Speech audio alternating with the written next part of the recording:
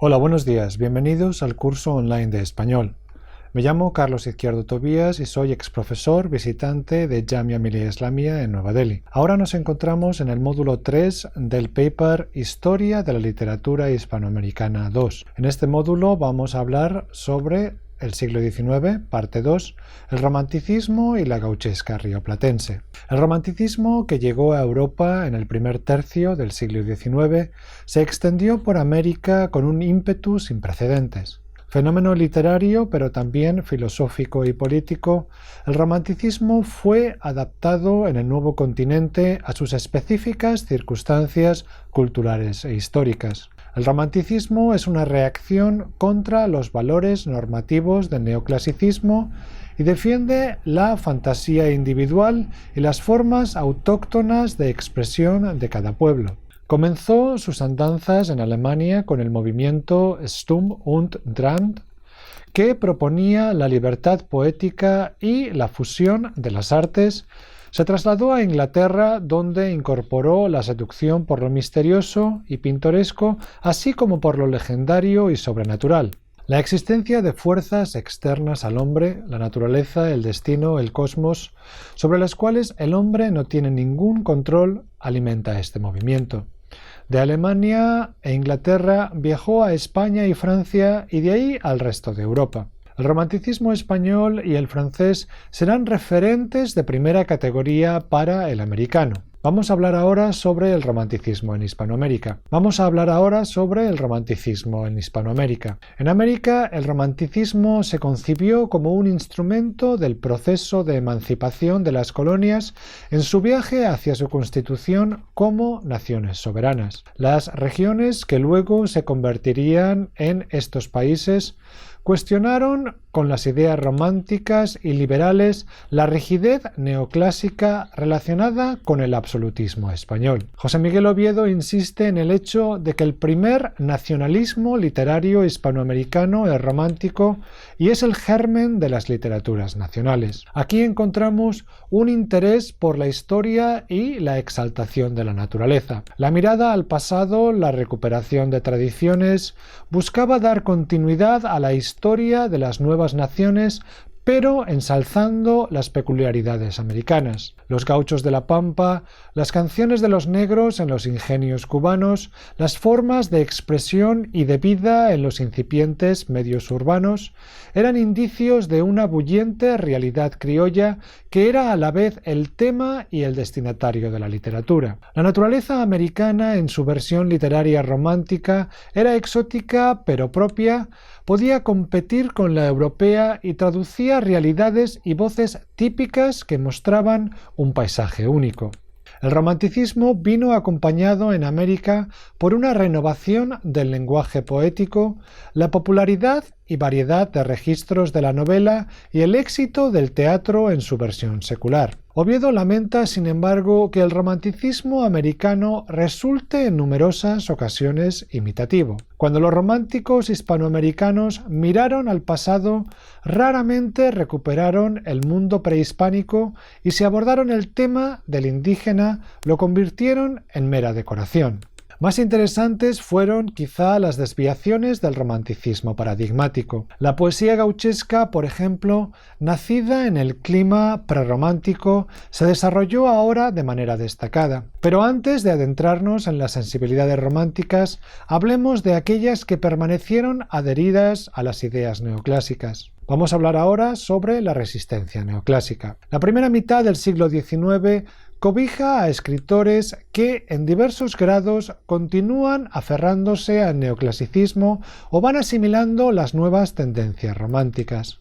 En México, José Joaquín Pesado, poeta culto y disciplinado, se adhiere a la norma romántica en sus poemas recogidos en los aztecas y de otros poemas donde muestra su interés por los temas indígenas. En la región de Venezuela destacan Rafael María Baralt y Fermín Toro. El primero es un poeta de ideología liberal, pero formas neoclásicas. El segundo es el autor de Oda a la zona tórrida, del poema inconcluso Hecatonfonía y la quizá primera novela sobre la explotación obrera, aunque situada en Inglaterra, Los mártires. En Perú, Felipe Pardo y Aliaga fue un aristócrata ultraconservador que detestaba el liberalismo republicano, como muestra en su constitución política. Manuel Ascencio Segura fue el comediógrafo más célebre de Lima en el siglo XIX y poeta satírico. Al contrario que Pardo, Segura era un mestizo con afinidades democráticas. Es considerado el padre del teatro republicano del Perú. Entre sus obras se encuentran El sargento Canuto, Ña Catita, Un juguete y Las tres viudas. El mexicano Manuel Eduardo Gorostiza destaca en el teatro de corte neoclásica del momento. En México es considerado el fundador del teatro moderno. La mayor parte de su actividad artística tuvo lugar en Madrid. Regresó a México en 1933 y fue ministro plenipotenciario ante los Estados Unidos por la cuestión de Texas. Su teatro se ve influido por Fernández de Moratín y Bretón de los Herreros.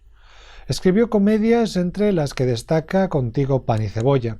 Vamos a hablar ahora sobre los proscritos argentinos. El grupo de escritores románticos conocido como los proscritos está compuesto por Esteban Echeverría, Domingo Faustino Sarmiento, José Mármol, Juan Bautista Alberdi, Juan María Gutiérrez, y debe su nombre al hecho de que fueron perseguidos por el dictador Juan Manuel Rosas. Estos destacan como la generación romántica más notable de Hispanoamérica. Esteban Echeverría es considerado el fundador del romanticismo hispanoamericano. Descubrió el movimiento en su versión europea cuando vivió en París entre 1825 y 1830. Leyó en el original francés a Musset, Vigny, Saint-Simon, Leroux, Cousin y las traducciones francesas de Goethe, Herder y Byron.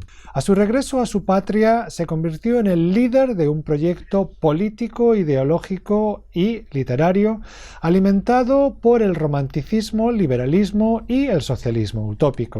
En el Salón Literario, inaugurado en 1937, se lee una sección de su poema La cautiva. Al año siguiente crea la Asociación de la Joven Generación Argentina y proclama el Código o Declaración de Principios que constituyen la creencia social de la República Argentina, también conocido como Dogma Socialista, con intención de recuperar el ímpetu emancipador anterior a la dictadura de Rosas. Tras un intento fracasado contra el poder rosista, Echeverría se exilió en Montevideo y no regresaría nunca a su patria. Su primera contribución romántica fue el poema Elvira o la novia del Plata.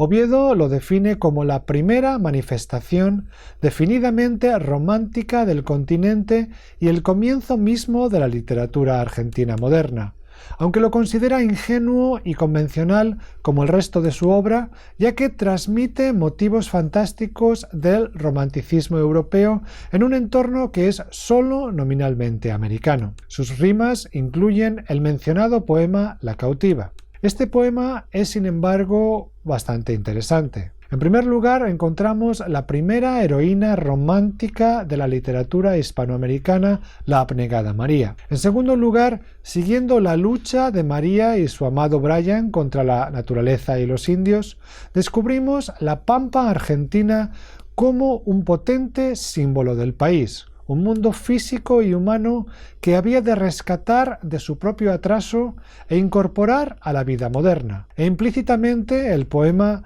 plantea el dilema entre la poesía de lo primitivo y los ideales de la civilización, dilema que corre a lo largo de gran parte de la literatura argentina. Echeverría es, en este sentido, el iniciador de la poesía nacional. Su relato, El matadero, es considerado una obra maestra. Es también uno de los primeros cuentos románticos y uno de los primeros del movimiento en mostrar un lenguaje y temas americanos. Su publicación tardía fue publicado en la Revista del Río de la Plata en 1871, más de 30 años después de su composición, evitó que se convirtiera en un texto de gran influencia. El matadero es un texto subversivo y agudo que combina el artículo de costumbres, el folletín romántico, la crónica histórica, la narración ejemplizante, etc. Otra figura fundamental del romanticismo rioplatense es Domingo Faustino Sarmiento. En él se aunan la política, las ideas y la literatura de un hombre que buscaba transformar su país por medio de la educación. La actividad pedagógica marca la primera etapa de su vida. A partir de 1831, con la dictadura de Rosas, tuvo que exiliarse a Chile, donde creció como escritor e ideólogo. De 1842 es su famosa polémica con Bello que hemos mencionado en el módulo anterior, pero la mayor parte de sus esfuerzos se dirigieron a combatir la dictadura de Rosas, a la que presentó como un ejemplo de barbarie americana. Este es el objetivo que mueve su libro más importante, Civilización y Barbarie, vida de Juan Facundo Quiroga. Aspecto físico, costumbres y hábitos de la República Argentina. En este, especialmente en la idea de que toda nación alberga un conflicto entre sectores civilizadores y sectores sin organización, se deja ver la influencia de Víctor Cousin. Para Sarmiento, la ciudad representa la civilización, el lugar de realización de los más elevados principios de la moral social, en realidad los de Europa y la América anglosajona. Su programa de educación buscaba erradicar el estilo de vida gauchesco y el atraso de la pampa. Sarmiento se convirtió más tarde en el presidente de la República, pudiendo llevar a cabo muchas de sus ideas sobre educación que asentaron las bases de la Argentina moderna, un país de inmigrantes con una población blanca y una cultura volcada hacia Europa. Sus políticas, sin embargo, también promovieron la desaparición de un tipo de vida, la gauchesca, que lamentarán más tarde literatos y pensadores. Otro de los proscritos argentinos fue José Mármol, recordado por su novela Amalia, que apareció en su versión completa en Buenos Aires en 1855. Juan Bautista Alberdi pertenece también a este grupo. El pensamiento político y jurídico argentino debe mucho a sus bases y puntos de partida para la organización política. Vamos a hablar ahora sobre la gauchesca rioplatense, especialmente sobre el Martín Fierro. En paralelo a la escuela romántica de los proscritos, se desarrolla en el área rioplatense la poesía gauchesca. Recordamos aquí que los gauchos eran mestizos que se habían adaptado a una vida de pastoreo de reses en la pampa argentina. La poesía gauchesca de este periodo supone una novedad porque se aparta de los modelos y temas tradicionales de la literatura culta y comienza a apelar a un público nuevo, más numeroso y que no está compuesto por los segmentos sociales a los que pertenecen sus autores. Esta poesía, además, hace uso de la entonación oral y popular del habla de los gauchos. Aunque hay que tener en cuenta que se trata de una reelaboración artística de la misma, que además su vehículo es la letra escrita y que el origen de sus autores es urbano, la poesía gauchesca se presenta como una novedad en la lengua poética que hasta ahora estaba dominada por la norma culta. Asimismo, cabe destacar que la gauchesca rioplatense nos sirve como testamento antropológico de una cultura que estaba condenada a desaparecer. El gaucho había sido considerado un ser asocial, un delincuente, que sin embargo fue redimido cuando pasó a formar filas en las guerras de la independencia. Pasados estos conflictos, las imágenes del gaucho volvieron a redefinirse y este apareció como aliado de la dictadura y el caudillismo, como en la obra de Sarmiento. Los poetas gauchescos recuperan al personaje mostrándolo en un mundo marginal, pero resaltando su sentido de libertad e individualismo. Como recuerda José Miguel Oviedo, la gauchesca es el nostálgico canto del cisne que rescata la leyenda y el drama de ese mundo y lo fija como mito perdurable. En la corriente gauchesca encontramos a Hilario Ascasubi, Estanislao del Campo, Antonio Lussich y por supuesto José Fernández. La obra maestra de la gauchesca y una de las grandes obras de la literatura hispanoamericana del siglo XIX es el Martín Fierro de José Hernández. Este conoció el mundo rural en su niñez y adolescencia antes de dedicarse al periodismo y la vida pública y militar. Defendió a los estancieros y campesinos contra los ganaderos de la capital durante las guerras civiles que siguieron a la caída del dictador Rosas. Hernández conocía tanto la tradición gauchesca como la poesía culta, clásica y romántica. Al contrario que la tradición gauchesca anterior, huye de lo anecdótico y pintoresco y busca las esencias del mundo pampeano en la figura del gaucho. Su poema se alza en contra de la idea, promovida por los proscritos, de que los males de la nación eran el resultado del atraso del gaucho. Para Hernández, la verdadera causa del problema era el desconocimiento que el resto del país tenía de esa región de Argentina donde habitaba el gaucho. Su gran poema está compuesto por dos partes: El gaucho, Martín Fierro o La ida y La vuelta de Martín Fierro. La primera parte consta de 13 cantos que contienen 2.316 versos, la segunda 33 cantos y 4.894 versos. El poema se concibe como la autobiografía de Fierro que canta él mismo. La ida comienza hablando de la pérdida del mundo original y hermoso del gaucho debido a la incomprensión del hombre de la urbe que ha hecho que aquél se convierta en un prófugo de la justicia. Es aquí donde reside la tragedia del gaucho, un hombre si bien contradictorio, también honrado y víctima de las instituciones. Es aquí donde reside la tragedia del gaucho, un hombre si bien contradictorio, también honrado y víctima de las instituciones. Al final de la primera parte, Fierro se va a vivir con los indios, que también reciben el menosprecio del hombre de la ciudad. La otra gran voz de la ida es el personaje de Cruz, un gaucho reclutado a la fuerza que termina cuestionando el uniforme y uniéndose a Fierro. La vuelta nos narra las tribulaciones de Fierro y Cruz en tierra de indios, la muerte de Cruz y luego el regreso de Fierro a la civilización, el reencuentro con sus hijos y posterior separación de ellos. A tono con las aspiraciones de Hernández, que se presentaba como diputado, el poema es menos hostil hacia los valores europeizantes y parece dar importancia a la idea de la educación, haciendo que Fierro reflexione más y quiera compartir con todos las lecciones que ha aprendido en su vida. En general, el Martín Fierro mantiene una cualidad oral que exige la cercanía del oyente. Su tono elegíaco, que narra la historia de un hombre que lo ha perdido todo, se combina con pasajes que comunican gran inmediatez cuando hablan de batallas y fugas, pasajes para la reflexión y pasajes que describen escenas festivas con gran humor.